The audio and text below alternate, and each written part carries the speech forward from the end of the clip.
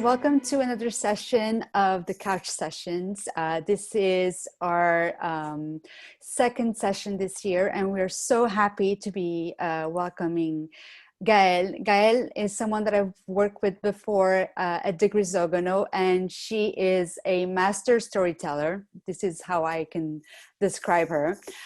She has done amazing work for not only Zosso, but for other brands as well.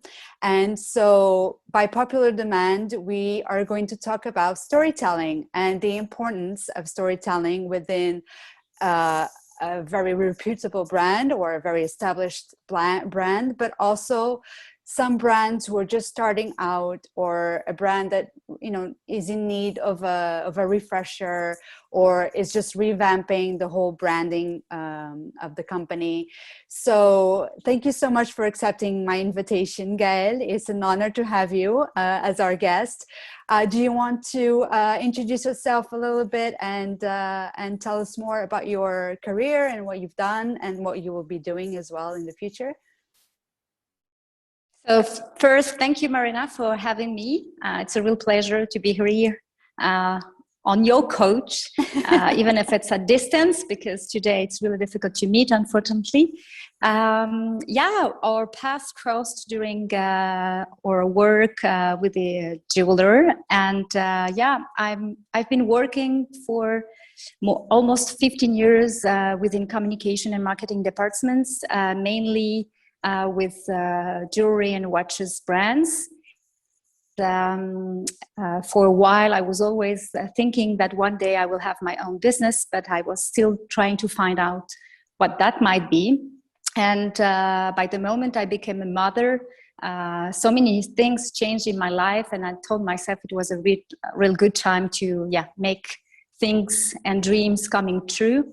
And as I always write during my career, interviews, CEO speeches, press release, content for websites, many things. So it's quite natural that to take on that path of writing stories.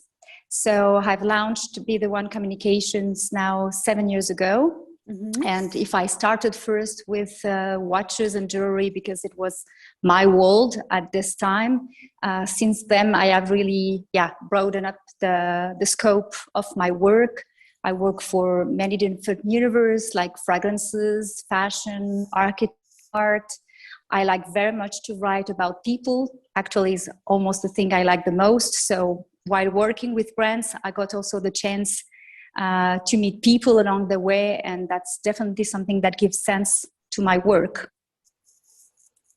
And for future project, because you ask, of course, I have my storytelling bucket list, and on this one, because I always say that my storytelling work can start one word to thousands of them, naming, claim, manifesto, books, voiceover. I mean, there is no limits of words, there is no limits of universe.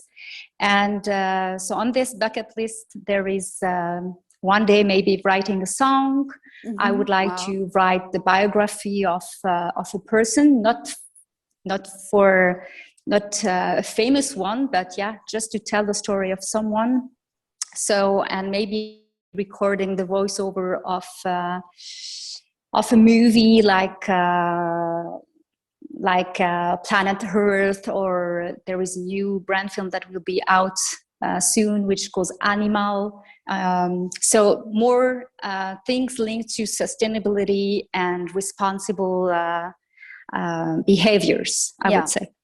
That's very, very ambitious, and I like that. I like that you're broadening your spectrum, and and getting into new adventures. It's always fascinating, and I love talking to people as well who start off as one thing, and then as you progress in life, you become something completely different from where you started. So it's incredible that you are also taking that step into enriching your life as well and your professional career.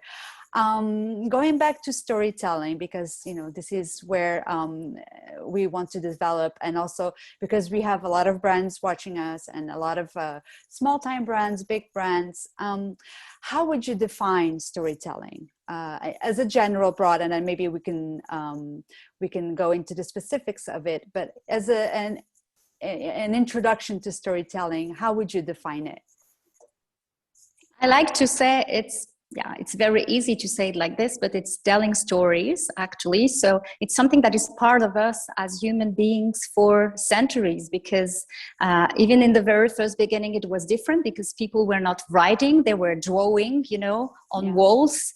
But there is stories that are encapsulated in our memories for so many years. And also by the time I was a child, I had bedtime stories, but also all the family stories that have been told to me, that even if I didn't experience them, they have become mine. And so, that's something that is natural around us for everybody. And we are telling story all the time. When I meet a friend, or when I meet a new person, so I will introduce myself by telling who I am through a story every time. And I'm not the only person to do it. You do it too, and everybody's listening here is doing it that naturally. Yeah, it's exactly. And it's funny how we sometimes don't realize, but stories are a part of our daily life, and are almost our genetics as well.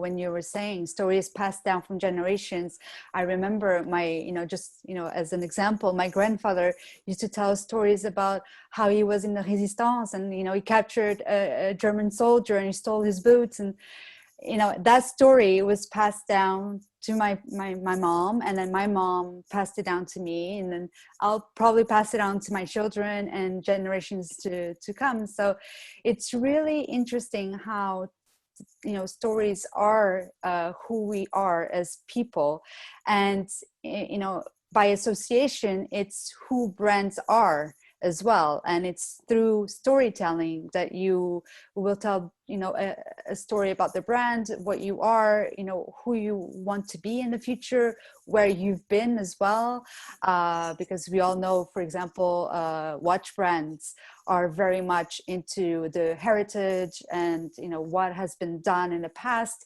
and what will be done in the future. So it's very interesting to see how stories actually make up a personality, a person.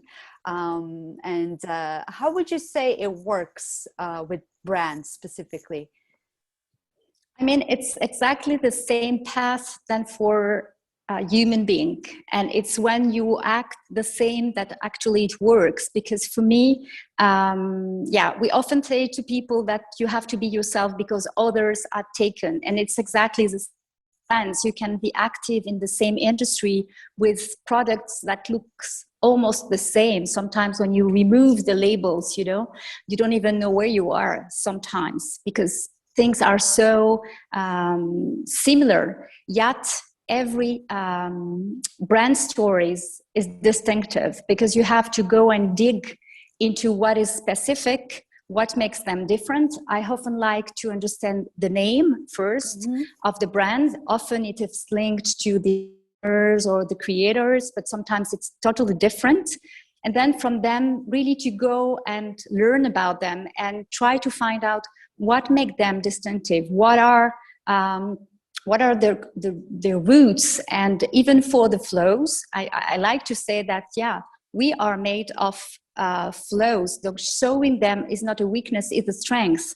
And it's a balance of all the things that make something, human, true and authentic.